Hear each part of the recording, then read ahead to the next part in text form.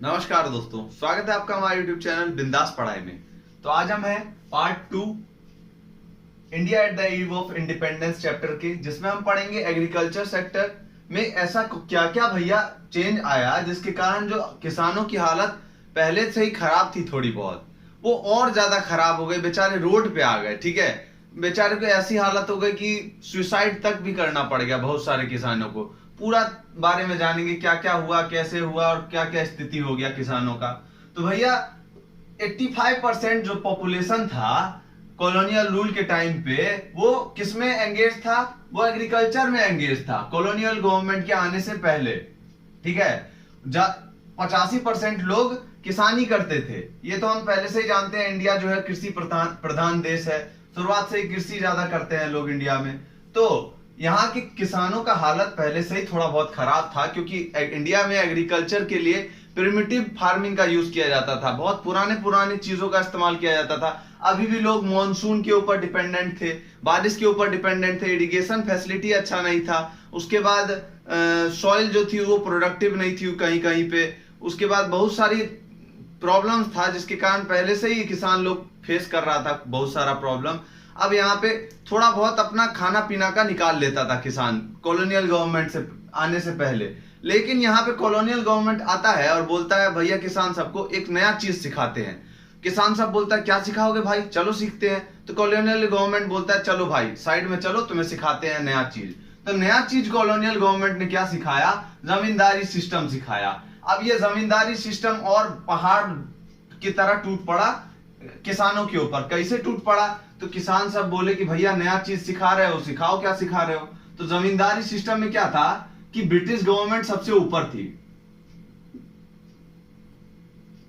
British government सबसे ऊपर, उसके नीचे जमींदार, और जमींदार के नीचे कौन था?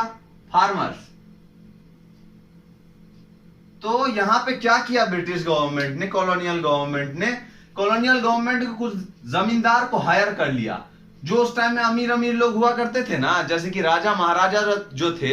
अब यहाँ पे ब्रिटिश गवर्नमेंट आ गई तो वो लोग तो बेचारे बेरोजगार हो गए। राजा महाराजा लोग, उन लोग के पास तो कोई काम ही नहीं है।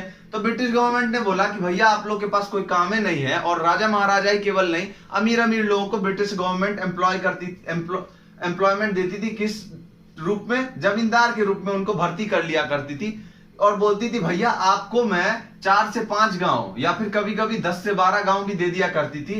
एक जमींदार को बोलती थी भैया आप जाओ और सारे जो फार्मर्स हैं आपके एरिया में उन सबसे टैक्स वसूली करो, लगान वसूली करो। लगान पिक्चर आपने देखी होगी, कुछ वैसा ही स्थिति था यहाँ पे फार्मर्स का। यहाँ पे जमींदार को बोला ब्रिटिश गवर्नमेंट ने कि आप जाके लगान की वसूली करो, टैक्स की वसूली करो। किससे? फार्मर्स से। ठीक है, और वापस लाके किसको दो? हमें दो।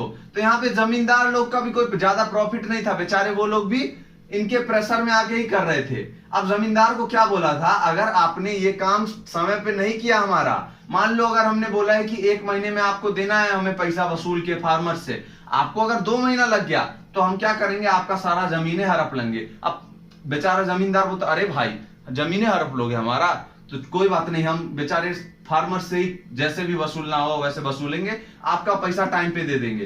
तो इनके ऊपर भी प्रेशर था बेचारे जमींदारों के ऊपर। तो ये क्या करते थे, जबरन वसूली करते थे फार्मर से कि भैया पैसा दे तू, नहीं तो मेरे ऊपर संकट आ जाएगा भाई। तो यहाँ पे फार्मर्स के लिए बहुत ज्यादा दिक्कत हो गया। अब टैक्स जो था वो पहले जो राजा महाराजा के समय पे था, जब ये लोग रूल कर रहे थे, उसके समय में कितना था? 30% 40% टैक्स देना पड़ता था टोटल प्रोडक्शन का। अब ब्रिटिश गवर्नमेंट ने बोला क्या कि भैया कुछ नहीं रखना है तुझे, तू 70 से 80% मुझे टैक्स दे। मतलब ज्यादातर हिस्सा ब्रिटिश गवर्नमेंट ही रख लेता था प्रॉफिट का। ठीक है, और बोलता था तू मुझे 70 से 80% अपना टोटल प्रोडक्शन का मुझे आके दे। तो किसान सब बोलता था अरे मेहनत मैं करूं, सब कुछ मैं करूं, पैसा तुझे आके क्यों दूं भाई? टोटल प्रोडक्शन का 70 से 80% तुझे आके क्यों दूं? सारा मेहनत मैं कर रहा हूं। तो बोलता था ब्रिटिश गवर्नमेंट बताऊं अभी तुझे? तो फार्मर्स बोलता था चलो भाई कोई बात नहीं, दे देंगे। तो यहाँ पे आप फार्मर्स के लिए बहुत बड़ा संकट आ गया ब्रिटिश गवर्नमेंट के टाइम पे, और ब्रिटिश गवर्नमेंट ने बहुत ज्यादा संकट में डाल दिया फार्मर्स को। और फार्मर्स की हालत जो थी वो बहुत ज्यादा खस्ता हो गई, बहुत ज्यादा खराब हो गई।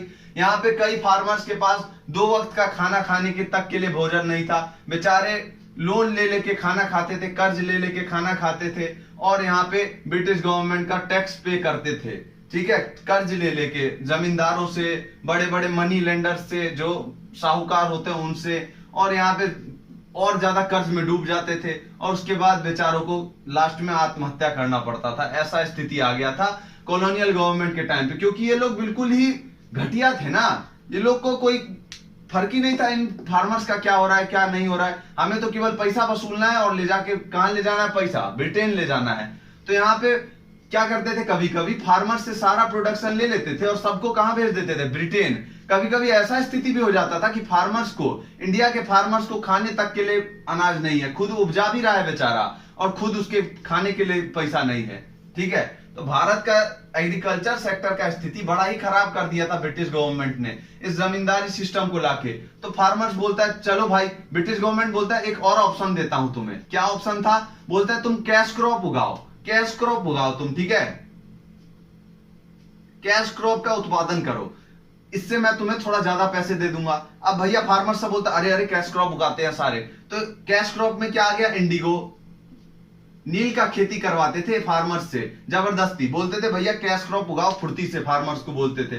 फार्मर भी अपना खुशी खुशी कैश क्रॉप उगाता था। अब बाद में जब फार्मर पैसा लेने जाता, भैया पैसा तो दो हमें, तो ब्रिटिश गवर्नमेंट बोलता चल बुर्बाक, तुझे बेवकूफ बनाया हूं मैं। तो यहाँ पे फार्मर्स यहाँ पे भी बेवकूफ बन गया, यहाँ पे कैश क्रॉप उगाने के बाद भी उसको कोई प्रॉफिट नहीं होता था।